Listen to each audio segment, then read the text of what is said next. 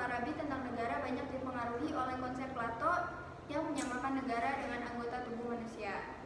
Negara utama, ada Al-Madinah Al-Fadilah, adalah negara ideal yang digambarkan oleh Al-Farabi, di mana masyarakat memiliki kemampuan intelektual yang tinggi, terutama terkait dengan filsafat.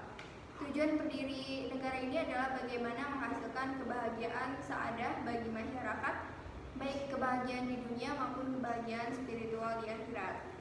Nah, konsep penguasa menurut Al-Farabi menyadari bahwa mendapatkan orang yang dapat memenuhi 12 kualitas tersebut sangat sulit. Baginya, seperti itu hanya ada 2 ditemukan sekali pada satu masa.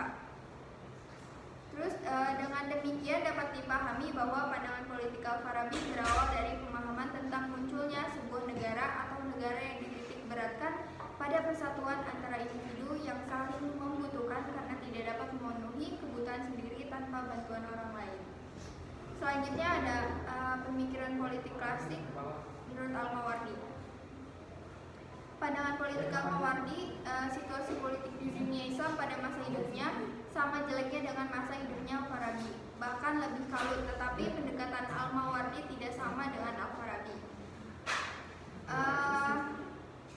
Menurut Al-Mawardi itu ada konsep imamah yang dimana Al-Mawardi menegaskan bahwa kepemimpinan negara imamah merupakan instrumen untuk meneruskan misi kenabian guna memelihara agama dan mengatur dunia, bahwa pemerintahan merupakan sarana untuk menegakkan hukum-hukum Allah sehingga pelaksanaan pun berdasar dan dibatasi oleh kekuasaan Tuhan.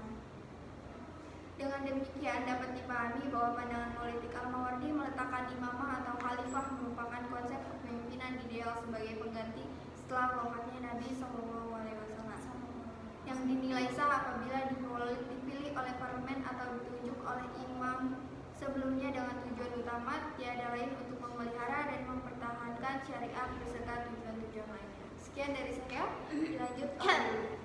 Baik, saya akan menjelaskan perkembangan politik Islam menurut Islam klasik menurut Al-Ghazali.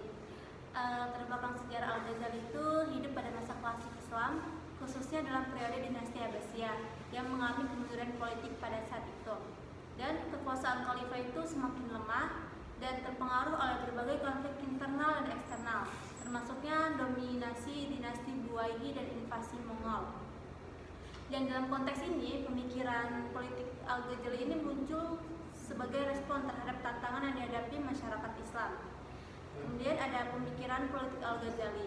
Al-Ghazali ini mengembangkan konsep kepemimpinannya yang berlandaskan pada prinsip-prinsip syariat Islam, seperti dalam karyanya yaitu Ihya Ulumuddin dan Al-Iqtibat wal Al-I'tiqad. Ia menekankan di situ bahwa negara ini memiliki peran penting dan menjaga syariat dan menunjukkan kebahagiaan masyarakat. Dan pemikiran politik Islam Al-Ghazali ini pula dapat dilihat melalui beberapa aspek kunci. Al-Ghazali ini seorang teologi atau filsuf yang hidup pada abad ke-11. Banyak membahas hubungan antara agama dan politik dalam karya-karyanya. Dan berikut adalah poin-poin penting dari pemikiran politiknya Al-Ghazali. Yaitu poin pentingnya di sini ada hubungan antara agama dan politik. Di sini Al-Ghazali berpendapat bahwa agama dan politik itu saling berkaitan.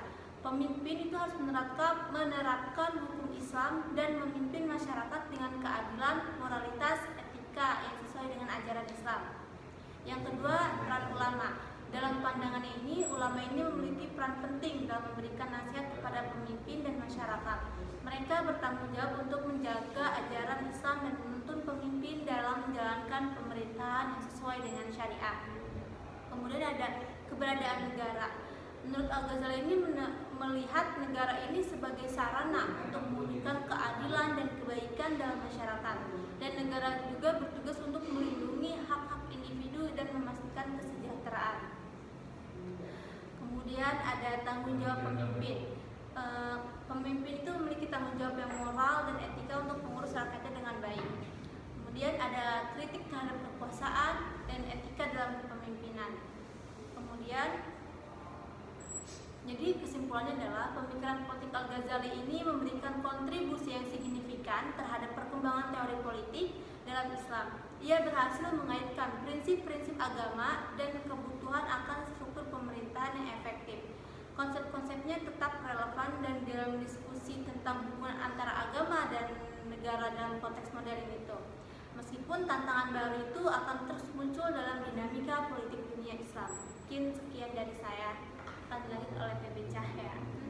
Baik, terima kasih. Selanjutnya sama seperti saudari Pasha Pradina, saya akan membahas tentang pemikiran politik klasik, yaitu tokohnya Al-Farabi.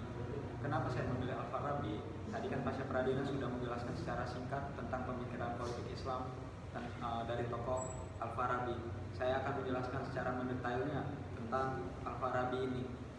Hal yang menarik dari seorang Al-Farabi adalah beliau seorang filsuf di abad ke-10, tetapi terfokuskan kepada pemikiran politiknya.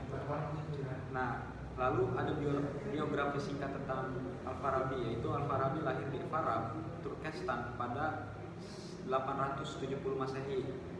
Nah, lalu Al-Farabi ini sangat berpengaruh di politik, khususnya pemikiran politik klasik, karena karya-karyanya dan pemikiran-pemikirannya tentang bentuk negara, lalu tentang bagaimana cara seorang pemimpin bisa memimpin negara tersebut dengan baik.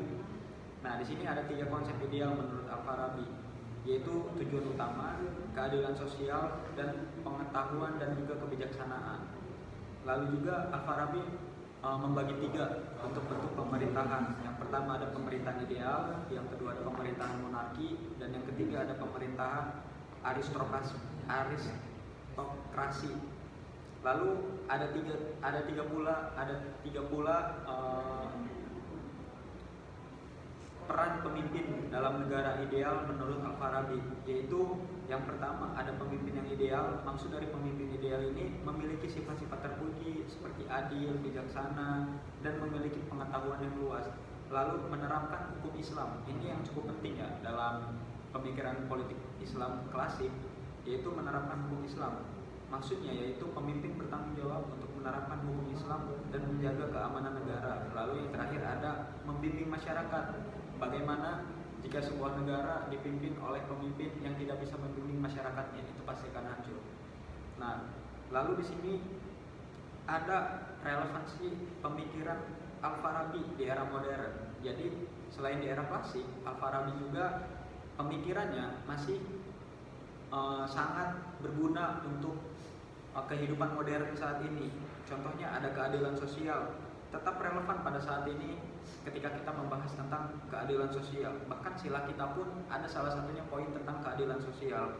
Lalu yang kedua ada yang pemimpin yang bijaksana.